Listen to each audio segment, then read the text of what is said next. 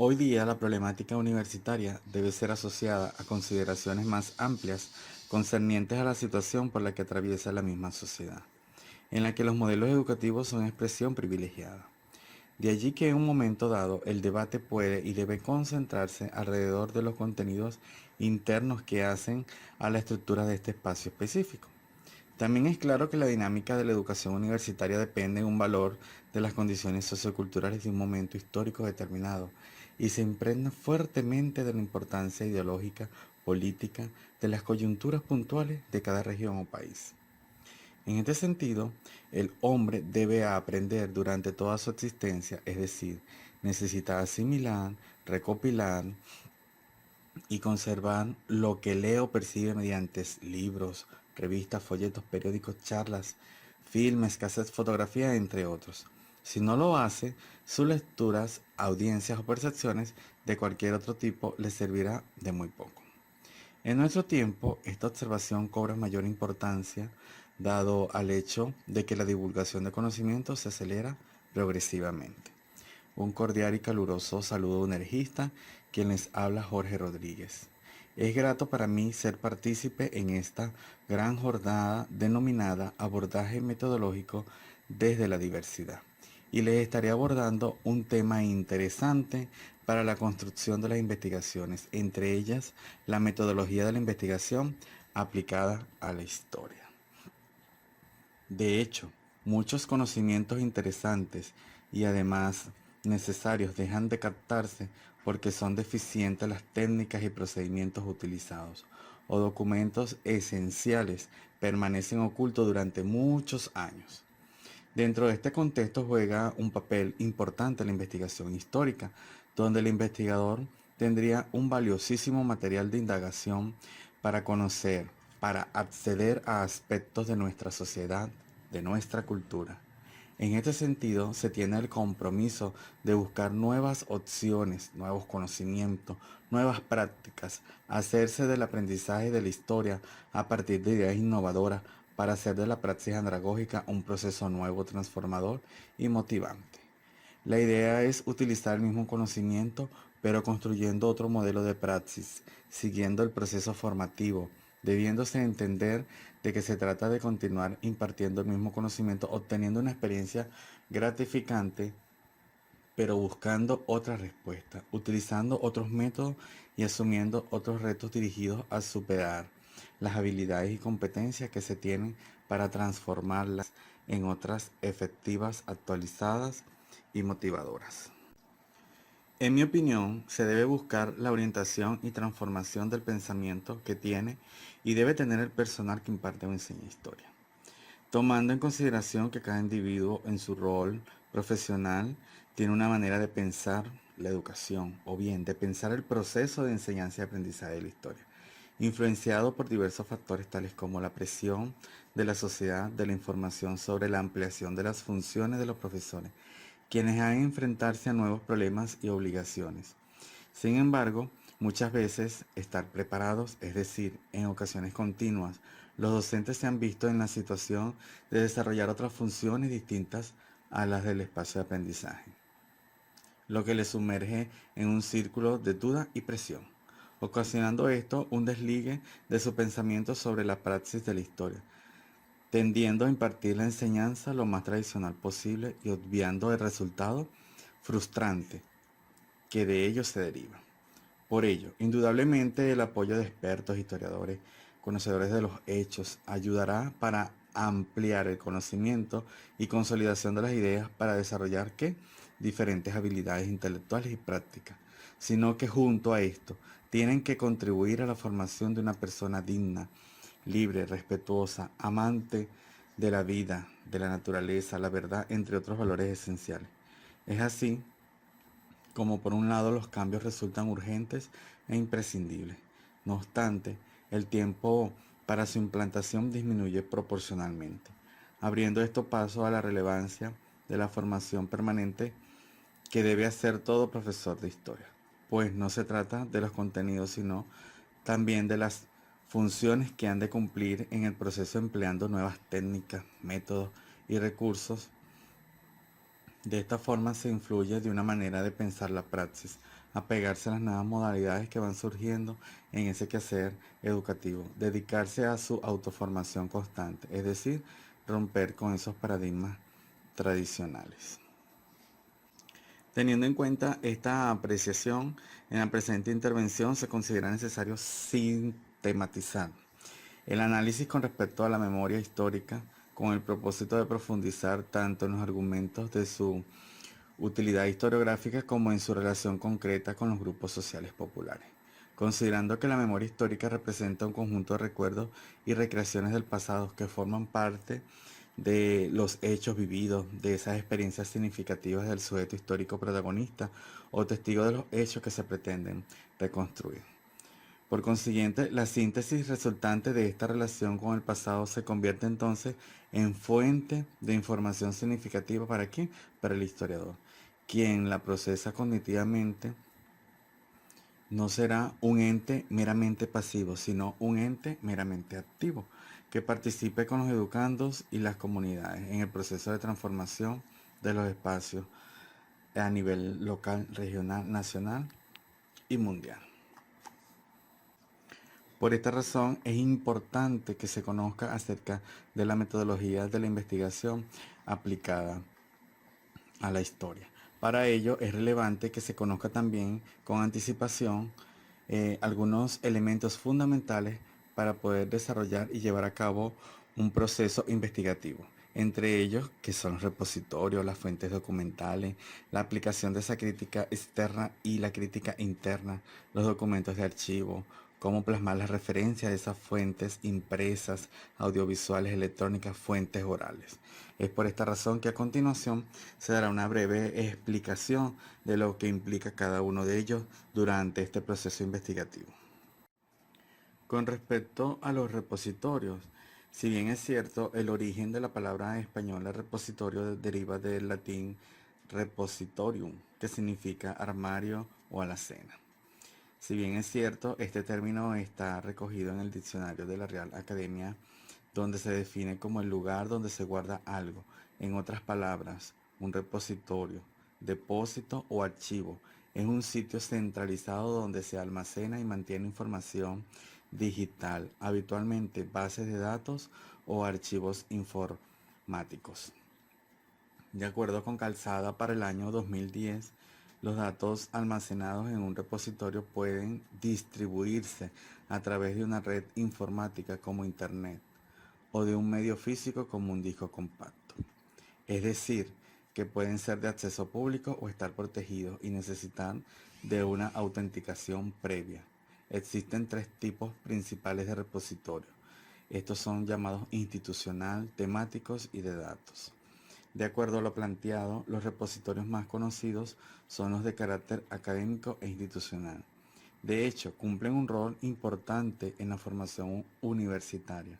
De acuerdo a lo referido, las universidades venezolanas se han venido integrando al acceso abierto, desarrollando repositorios académicos con el fin de incrementar la visibilidad y acceso de la producción académica generada por los profesores, investigadores y egresados a través de las diferentes actividades de docencia, investigación y extensión, acrecentando la notoriedad y prestigio de las universidades, lo que refleja la disponibilidad y acceso de los documentos que certifican su nivel académico.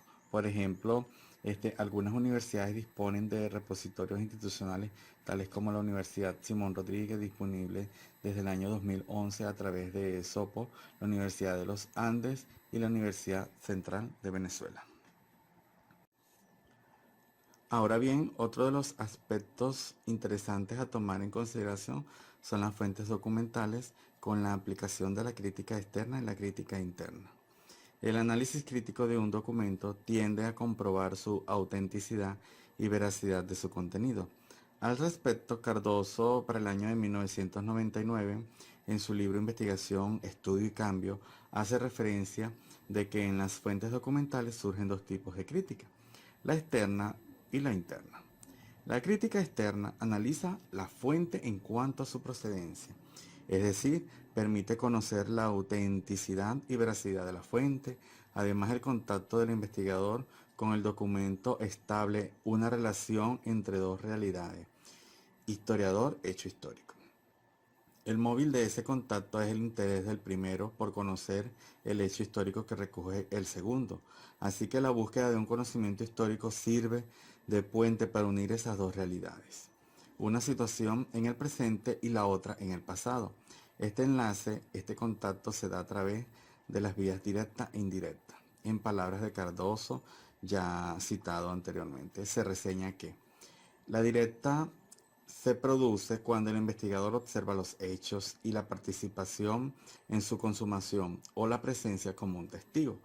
La vía indirecta nos permite asomarnos al pasado a través de las huellas del pasado, es decir, estudiando los efectos o consecuencias de hechos históricos. Las huellas son precisamente las fuentes, en su página 53. Por lo tanto, la crítica externa determina la autenticidad del documento, comprueba si es o no falso. La falsedad puede ser total o parcial. Entonces, tras esta pista se deben dar tres pasos: inquirir cuándo surgió la fuente, quién debe ser su origen y asegurarnos de si es realmente lo que parece ser. Por otro lado, la crítica interna valora el contenido de las fuentes. Un documento auténtico puede tener verdades y falsedades. De aquí la necesidad de evaluarlas, investigando la intención de guío al autor cuando produjo el documento. ¿Escribió para las futuras generaciones? ¿Se trata de un informe rendido al superior? ¿Presiones irresistibles oprimían al autor? ¿Rindió testimonio sin intención alguna? ¿Qué otra causa pudo impedir la veracidad? Cabe destacar que la aplicación de la crítica interna de la fuente comienza en la lectura y estudio de la fuente, realizando tras la búsqueda de datos. Por esta razón, al enfrentarnos al contenido de un documento, lo abordamos para cerciorarnos de su veracidad. Y es aquí donde hallaremos en dos aspectos básicos: la crítica interna, el problema de la interpretación, y el de la sinceridad y exactitud. En consonancia, pues como lo planteó Cardoso, ya anteriormente planteado. Es por esta razón que la crítica de interpretación es un análisis con el propósito de conocer a fondo la opinión personal del autor, y sus ideas son procesadas tanto en la expresión literal como en la real y efectiva intención del autor. Mientras que la crítica de sinceridad y exactitud nos mantiene en una duda metódica, preocupación constante, sin llegar al extremo de una aberración u obsesión. En otras palabras, estos dos aspectos básicos de la crítica interna, el problema de interpretación y el de la sinceridad y exactitud, permiten demostrar si el documento nos da una versión sincera de los hechos, si estos no han sido deformados o alterados por el autor como consecuencia de alguna circunstancia. Otro de los elementos a considerar y de gran relevancia al momento de aplicar una investigación de carácter histórico es la parte en la búsqueda de información a través de las diferentes fuentes, saber plasmar las referencias, ya sean de fuente impresa, audiovisuales y electrónica. En este apartado pues es interesante tomar en consideración cada uno de estos aspectos significativos que al momento de plasmar y de tener respaldo en una investigación es cónsono, que concuerde con lo que se desarrolla en, en la parte teórica, en la parte metodológica, en consonancia con las normas del OPEL. Según lo plasmado, las referencias de las fuentes impresas, audiovisuales y electrónicas tienen características en común, de modo que lo esencial de la normativa es aplicable también a los materiales almacenados y obtenidos a través de los medios electrónicos. Sin embargo, las diferencias se derivan de la necesidad de registrar algunos elementos adicionales para identificar la naturaleza del material, así como también el medio de acceso a la fuente.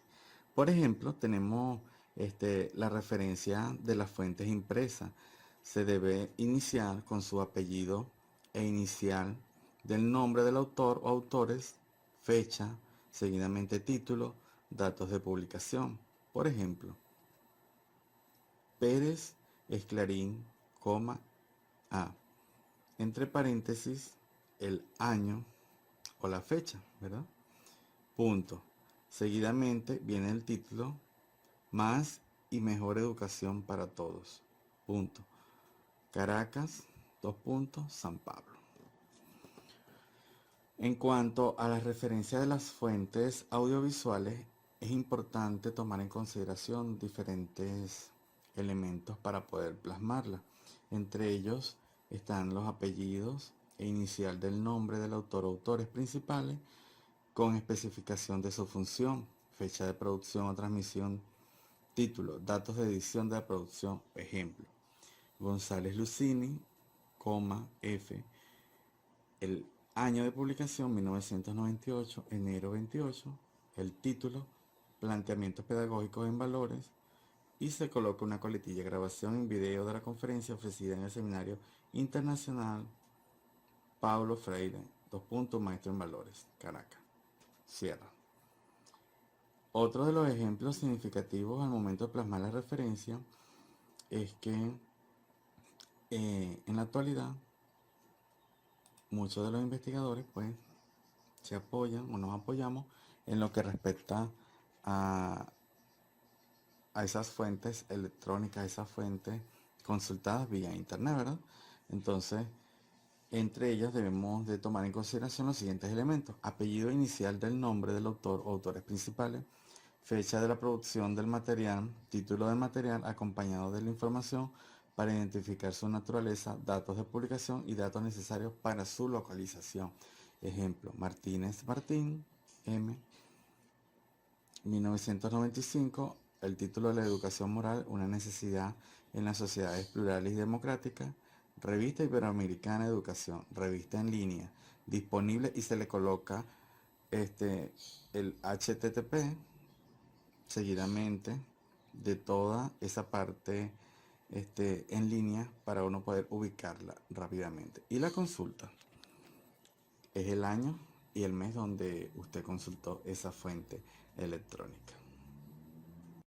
Otra de las fuentes interesantes a tomar en consideración dentro de una investigación de carácter histórico y aplicar su metodología es de carácter perenne, es en cuanto a las fuentes orales. En este grupo incluye lo que son los testimonios, así como las tradiciones de los pueblos. Es por esta razón que con respecto a los testimonios, el manual de Lopel explica que se refieren a las comunicaciones verbales y entrevistas personales, no se incluye en la lista de referencia, por cuanto no son informaciones que puedan ser recuperadas o consultadas por terceros a través de servicios institucionales o por solicitud del autor. Sin embargo, de ser importante a los fines del estudio o si lo autoriza la persona que suministra la información, pueden ser citados en el texto del trabajo, en cuyo caso se registrarán los siguientes elementos. En primera instancia, la persona que suministra la información, el medio y la fecha. Ejemplo, castellano, una conversación telefónica, que es el medio, y la fecha enero 18, 2020, que esa fue la fecha en que fue consultada esa fuente oral. Seguidamente, en cuanto a las tradiciones de los pueblos, ya sean estos monumentos, obeliscos, viviendas, cuevas, puentes, altares, sepulcros o arcos, siempre de más valor para la historia, los más antiguos y mejores conservados en su estado original. El manual señalado especifica que si se toman como referencia y en la misma se registra el nombre del o los creadores, el año de realización del material, el título del mismo en itálica o subrayado, y se especifica entre corchetes su naturaleza y cualquier información adicional sobre sus características. Por ejemplo, barrios, A, que el nombre, año 1952, mural, entre corchetes un mosaico, y pues la ubicación, Caracas, Universidad Central de Venezuela. En consonancia a lo planteado, se pueden concluir que la implementación y uso de los repositorios de cualquier índole promociona y apoya el acceso abierto al conocimiento científico a través de este Internet, con criterios tecnológicos vanguardistas que le permiten al investigador interactuar con la comunidad científica nacional en las distintas líneas de investigación desarrolladas continuamente por la comunidad científica. También es importante mencionar que la evaluación crítica de las diferentes fuentes permiten conocer el valor de las fuentes que manejamos y que por lo tanto aprovechándolas podemos localizar y conocer las contradicciones, semejanzas y omisiones que exigen entre ellas. Por ello es importante determinar científicamente el hallazgo, registrar con toda exactitud el contenido y los caracteres de cada fuente, ubicando su antigüedad, lugar de origen y procedencia. También es esencial conservar técnicamente el testimonio. Esa función le corresponde principalmente a quienes, a los especialistas, y finalmente hacer accesible para otros investigadores el contenido y la forma de la fuente, donde la edición es el medio más idóneo, pero no el único. Tener presente todos estos aspectos señalados contribuyen al enriquecimiento de una investigación histórica. En términos generales, aproximarse al conocimiento y a la práctica educativa en el mundo de la educación universitaria supone hacerlo sobre una realidad que participa de las mismas incertidumbres, cambios que se registran en la ciencia educativa. Su desarrollo resulta fundamental para la mejor innovación de todos esos ámbitos educativos y es justamente este escenario donde se produce el redescubrimiento del proceso valorativo de los educandos como uno de los instrumentos más importantes para gestionar eficiente y racionalmente la calidad de la educación. Muchísimas gracias.